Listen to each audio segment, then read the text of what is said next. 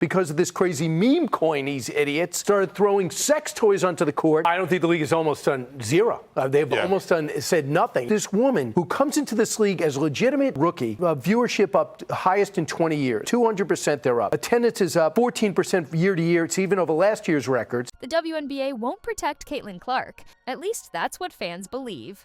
And tonight, we're going straight at it. No fluff, no fence sitting. You're seeing the same clips everyone else is seeing. The hard fouls, the shoulder checks, the dead ball shoves that don't look like basketball at all. You're hearing the same chorus every time she hits the hardwood, and the whistle stays quiet. Fans are angry, confused, and louder than ever. And the wildest part? Caitlin herself isn't asking for special treatment. She's not begging for sympathy. She's doing what pure hoopers have always done. Lace up, keep her head up, and try to win the game in front of her. So if she won't say it, the fans will. Enough is enough. Protect your stars. Protect the game. Call it the Caitlin Clark effect if you want. Everybody else does. The minute she stepped into the pros, arenas stopped echoing and started thundering. Road games turned into home games because people didn't show up to see the home team. They showed up to see number 22 pull up from the logo like it's a free throw. Ticket sites crashed. Merch lines wrapped around concourses. Entire sections stood up when she crossed half court because they knew the moment was coming. A quick plant, a tiny window, and then the ball leaving her hand like it's on a string. Whether you love that shot or hate that swagger, the truth is simple. She put butts in seats and eyeballs on screens in a way the league has been chasing for decades. That kind of electricity doesn't happen by accident. It happens when a player becomes a story, and the story becomes a movement. That movement lifted everyone: teams, sponsors, rival players, even the broadcast partners who suddenly remembered there's an audience here if you give them something unforgettable. And yet, while the numbers shot up and the hype swelled, something else built alongside it: resistance. Quiet at first, then louder, then obvious. You don't need to be a coach to see it. Watch the reels. Watch the replays. Watch how certain matchups shift the second she touches the ball. There's defense, there's playoff physical, and there's whatever you want to call the extra stuff. The arm across the face when the play is dead. The two-handed shove after a whistle. The blindside bump when she's jogging back on defense. It's not every possession, and it's not every team. But when it happens, it's not subtle. It's a message. You're the new face. Prove you belong. You're the league's headline. Wear the bruises. Fans see it and they don't read it as hard-nosed basketball. They read it as a pattern. They're not crazy for feeling that way. They're not imagining the moments that made the rounds online. They're reacting to a beautiful game getting uglier, and to officials who seem allergic to establishing one simple, boring standard. If it's a foul for player 12, it's a foul for player 1. The confusion fuels the outrage. And the outrage fuels this question: if the league won't protect the person drawing historic attention, who exactly are they protecting? Here's the twist. Caitlin doesn't frame herself as a victim. You've heard commentators say it out loud. She doesn't want to be a martyr, she wants to hoop. That tracks with what you see from her body language. She pops up, she waves off the trainer, she walks to the line. She'll glare for a second, sure. Then she moves on to the next read. Love her or not, that's old school. That's what the greats did before Twitter and slow-mo breakdowns. Before every bump became a federal case. Show up, take the hit, make the shot, repeat. But the fact that she stays quiet doesn't mean the conversation should be silent around her. Stars shouldn't have to choose between toughness and fairness. You can keep the game physical and still defend basic safety. You can build rivalries without letting things turn reckless. If a league wants to grow, it has to develop a backbone strong enough to say no to cheap shots and yes to competition. That isn't softness, that's standards. And standards are exactly what feels shaky when the most watched clips of the week are a shove after the whistle and a shrug from the officiating crew. Fans notice because fans are smarter than they get credit for. They grew up watching the best men's and women's players get the same message. Protect the product. Not coddle the star, protect the product. If the game looks unfair, it feels unfair. If it feels unfair, people disengage. You can have hype, you can have storylines, but if people stop trusting the whistle, they stop trusting the league. That's the danger blinking red in the background every time a viral foul draws more views than a buzzer beater. Everyone wins when the highlight is skill, not chaos. The loudest flashpoint, of course, is the rivalry that now lives rent-free in every debate thread. Clark versus Reese. It's compelling basketball, no question. Different styles, different personalities, different fan bases who treat every meeting like a title fight. Rivalries are healthy, they build memory, they create seasons where you circle dates and buy tickets months in advance. The problem is when the rivalry turns into a referendum on everything except basketball. When it morphs into people projecting broader grievances onto two young competitors who didn't ask to be spokespeople for anyone's agenda. One side thinks the other gets media favoritism. The other side thinks their star gets painted unfairly no matter what she does. The truth lives somewhere boring and human. They both want to win. They both came up in a social media blender, and they both have to learn how to breathe when the outside noise gets full volume. When the league opened an inquiry into fan behavior during a heated game and later said it couldn't substantiate the ugliest allegation, it proved two things at once. There's a line that can never be crossed, and there's a responsibility to address claims fast and transparently so the focus returns to the floor. That's leadership. That's protecting the game. Let's talk locker rooms for a second because that's where the spotlight really stings. Fans voted like crazy. They want her in the big showcase. They want her starting next to the names they grew up hearing. But then players cast their ballots, and some fans didn't love what they saw. Cue the think pieces, cue the accusation that the vets are jealous. Is that fair? Not always. Players vote with a different checklist than the public: two-way impact, consistency, efficiency, availability. Some of that may have dinged her. She's been banged up. She's had stretches where the shot didn't fall. That matters when peers judge peers. But if you're a fan, you don't care about spreadsheets. You care about who makes you stop scrolling.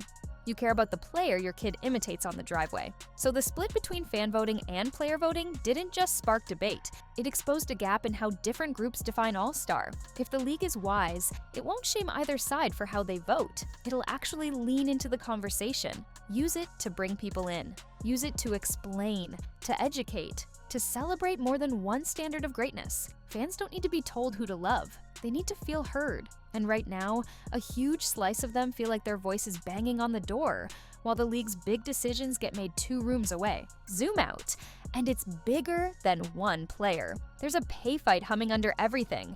Travel, revenue share, benefits, off-season safety, things that look boring on paper but define whether this league grows up into what it can be. When players pulled on shirts with that message, "Pay us what you owe us," it wasn't random. It was the direct result of a league hitting an inflection point. You don't get record gates, record ratings, record buzz, and then expect the old math to hold. This is the classic crossroads every maturing league hits. Do you treat the windfall like a moment, or do you treat it like a foundation? Fans think the answer is obvious. So do a lot of players. They want leadership to scale up. They want more seats filled because the product is impossible to ignore, not because a single name is carrying all the weight. And yes, that means protecting every star, especially the ones drawing cameras to midweek games that used to be invisible. Let's give credit where it's due. Caitlyn's not just a scorer, she's a builder. Watch the bench when she's in street clothes. Watch the huddles. She's that teammate who taps shoulders after turnovers, who yells out switches from the sideline, who daps up the reserve, who just gave 4 gritty minutes. There's a clip that fans replayed 100,000 times where she claps so hard for her coach you can almost hear her palms sting. And the message is loud without a single word. We're together. That kind of presence doesn't show up in a box score, but teams feel it. It becomes part of the culture. The Fever didn't just add a shooter, they added an engine, an expectation, a set of standards for what every practice and every fourth quarter should look like. That's leadership you can't fake. You earn it with sweat when the cameras aren't there. And yes, the injuries happened.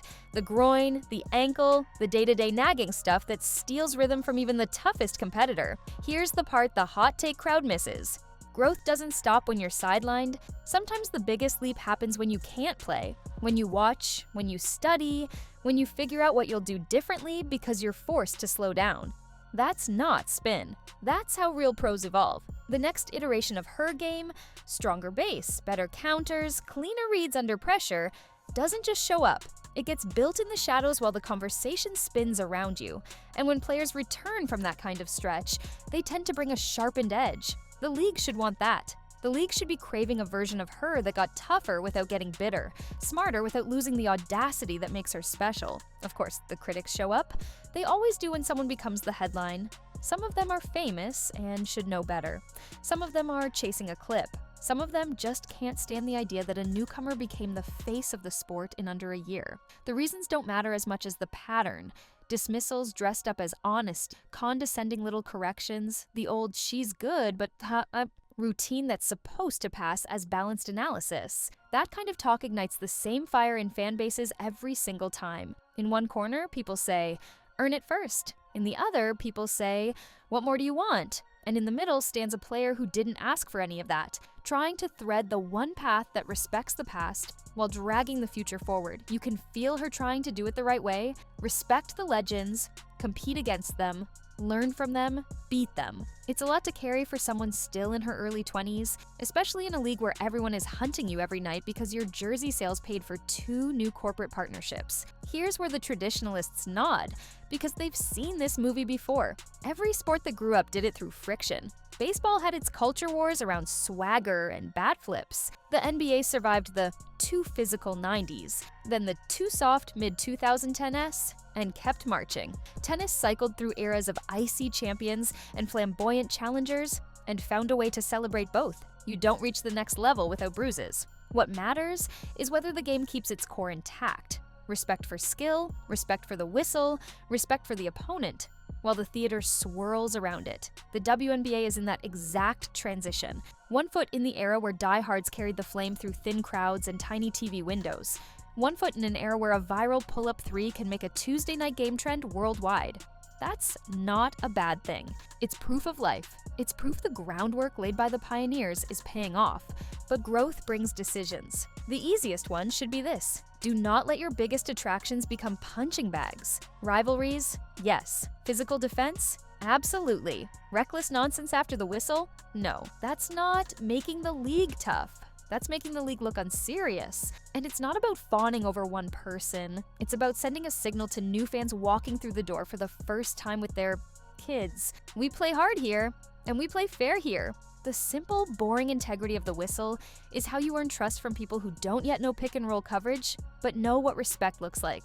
When that trust gets built, something magical happens. The casual fan becomes a repeat buyer, the highlight watcher becomes a full-game watcher, and a rising tide really does lift all boats. Let's not pretend this is happening in a vacuum. Money is in every shot and every headline now. Broadcast partners recut their schedules based on where she goes. Sponsors time their campaigns to her streaks. Teams add staffing and beef up game ops because they know the days she's in town are their Super Bowls. Momentum like this doesn't last forever unless you put structure around it. That means travel upgrades that help the whole league play their best. That means scheduling that doesn't grind bodies down just as the audience finally shows up.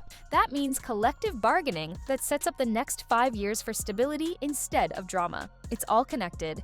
Protecting players isn't just good ethics, it's good business. And while we're on business, let's talk narrative. Nothing sells like conflict.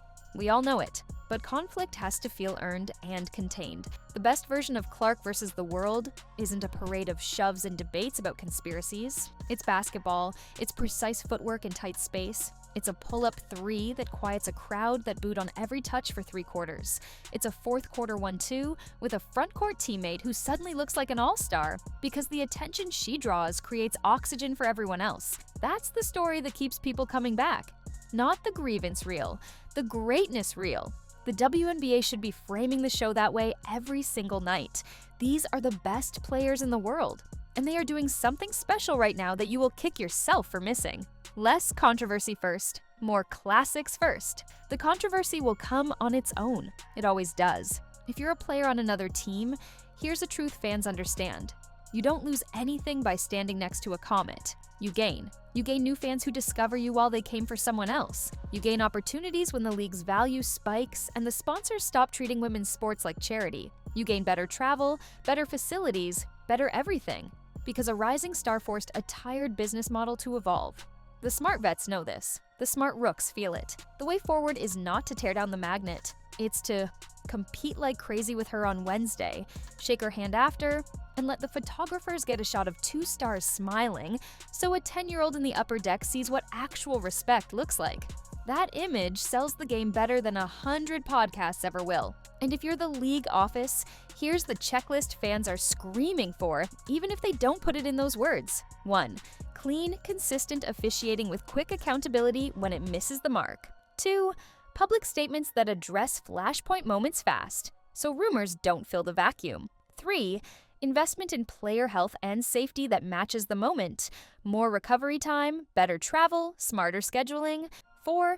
Embrace the rivalries without inflaming the personal. Package games like heavyweight bouts, then protect both fighters. 5. Celebrate the pioneers without weaponizing them against the present. The past and the future are not enemies here. They're chapters in the same book, and people will read the whole thing if you make it good. Now back to the heat. Fans are outraged because they love this. They're not outsiders lobbing rocks. They want the WNBA to win. They want to watch hard-nosed defense that makes a scorer dig deep and figure it out.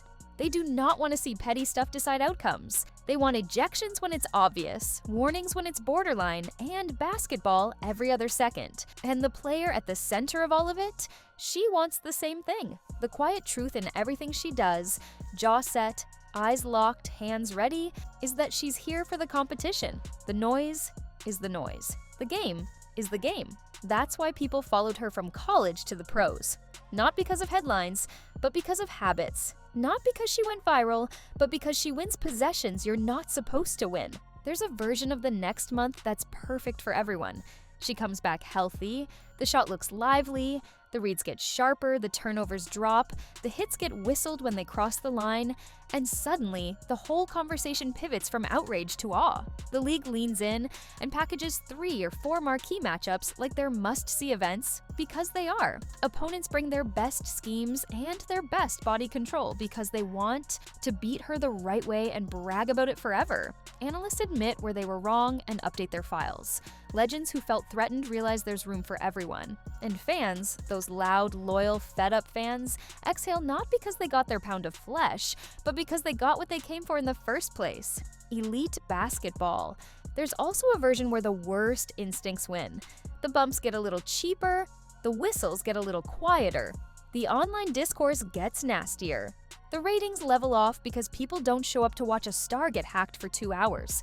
Nobody wants that. Not the rivals with pride in their craft. Not the coaches who have spent years teaching nuance that gets erased when chaos rules. Not the league that finally cracked through the ceiling and saw what the sky looks like, so if it really is a choice, and right now it is, choose the path that builds. Choose the path that rewards skill and punishes nonsense. Choose the path that lets a young player take heat without taking damage. Old heads will tell you this is the cycle. A game gets its prodigy. The prodigy gets tested. The league decides whether to treat her like a target or a treasure. The ones who choose treasure keep growing, not because they play favorites, but because they protect the craft. This is that moment. You can feel it in the way even non-fans ask, so what's going on with that player in Indiana? You can feel it in the way kids mimic that quick release and then run back down the hall pretending the whole gym erupted. That's not hype. That's hope. That's the future sneaking into the present and seeing if it's welcome. One more thing before the last whistle. Respect the work that got us here. The pioneers who played for pennies and road-tripped like a band on its first tour. The veterans who held the line when nobody cared.